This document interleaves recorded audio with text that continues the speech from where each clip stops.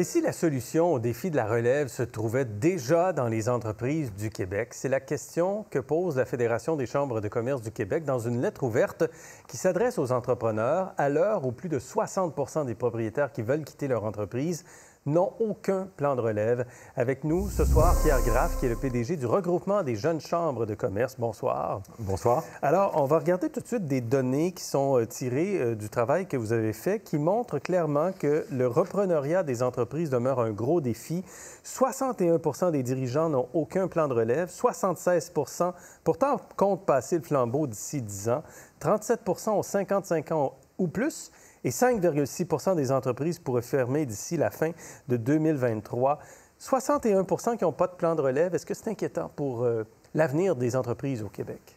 Oui, c'est profondément inquiétant. En fait, c'est pourquoi, justement, on a décidé avec Charles Milliard de la Fédération des chambres de commerce et Alexandre Olive du Centre de transfert d'entreprises de Québec de rédiger cette lettre ouverte qui se veut vraiment un appel pour encourager les cédants et les futurs cédants à planifier beaucoup plus tôt leur relève. Parce qu'actuellement, avec le nombre d'entreprises potentiellement qui pourraient fermer, on parle peut-être de 20 milliards de l'économie du Québec qui sera en jeu, ce qui est majeur. Et c'est pourquoi, justement, proposer certaines solutions pour éviter ce problème. Et donc, dans les solutions que vous proposez, vous dites qu'il y a à l'interne des solutions, c'est-à-dire le rachat par des cadres de l'entreprise. Pourquoi ce serait une solution avantageuse? C'est une solution qui est avantageuse tout simplement parce qu'aujourd'hui, il y a un manque de relève flagrant. On manque de jeunes entrepreneurs. L'indice d'ailleurs entrepreneurial au Québec démontre que les intentions de partir en affaires sont très basses. Elles ont été divisées par 2 la dernière année. Malheureusement, en plus, ou heureusement, mais malheureusement, 75 des jeunes qui souhaitent partir une entreprise plutôt qu'en reprendre. Donc, c'est pour ça qu'aujourd'hui, une solution qui serait vraiment excellente, ce serait vraiment d'engager la discussion, de développer une culture repreneuriale au sein des entreprises et miser justement sur les employés qui sont déjà là, qui connaissent l'entreprise, notamment les cadres, ce qui pourrait avoir des effets très positifs, évidemment, pour rassurer à la fois les clients, rassurer les fournisseurs et réussir vraiment une transition. Mais les employés aussi, vous le mentionnez, les employés pourraient, et plusieurs pourraient le faire, devenir actionnaires des entreprises. Ce serait là aussi une solution pour s'assurer que l'entreprise survive? Oui, absolument. Alors, il y a un nouveau régime qui s'appelle la fiducie collective des employés, qui est un nouveau moyen justement de faire en sorte que le fiduciaire, donc le cédant, se fait racheter par un pool d'employés qui a été déterminé et faire en sorte d'avoir cette même continuité. C'est sûr que c'est un régime qui est différent parce qu'évidemment, le nombre d'acteurs impliqués dans le transfert est plus important, mais ça reste une solution aujourd'hui très intéressante pour pallier justement, comme je l'ai dit, au manque de relève.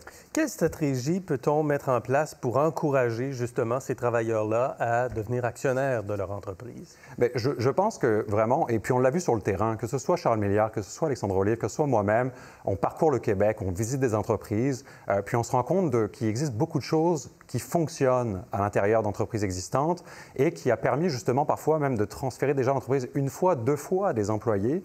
Et c'est parfois des choses relativement simples.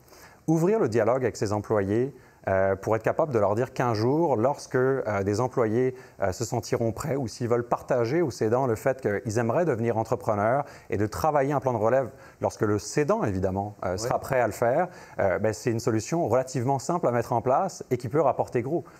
Quand on regarde les raisons des transferts d'entreprises, ça aussi, c'est tiré de votre travail, les départs à la retraite, 75 des transferts d'entreprises parce que le ou la propriétaire ou les propriétaires partent à la retraite. 22 épuisement professionnel. C'est quand même inquiétant quand on voit ça. Et 21 veut prendre un recul sur les responsabilités. Pourquoi c'est difficile pour beaucoup d'entrepreneurs d'élaborer une stratégie pour transférer l'entreprise? Il est évident qu'au Québec, notre tissu économique repose majoritairement sur des PME.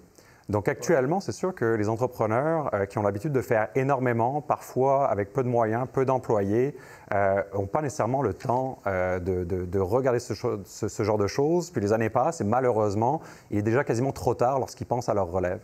Donc nous, ce qu'on voulait faire vraiment avec la lettre ouverte aujourd'hui, c'était justement les sensibiliser au fait qu'il existe des solutions qui gagneraient absolument à en parler. Puis ça pourrait aussi maximiser la valeur de vente de leur entreprise s'ils pensent bien à leur relève et qu'ils l'organisent bien avec leurs employés. Est-ce qu'il y a des secteurs plus touchés que d'autres en ce moment par les problèmes de relève? Je vous dirais que c'est pas mal une constante dans l'économie du Québec et même du Canada. Selon les chiffres de la FCEI, on est à 76% des entreprises à transférer dans les 10 prochaines années. Donc c'est sûr que pour le Québec, vous savez, le tissu économique va varier énormément en fonction des régions. Des régions beaucoup plus industrielles comme le Saguenay ou le centre du Québec ont énormément d'entreprises manufacturières qui recherchent actuellement des repreneurs. D'autres régions, ça va être plus le détail, la construction.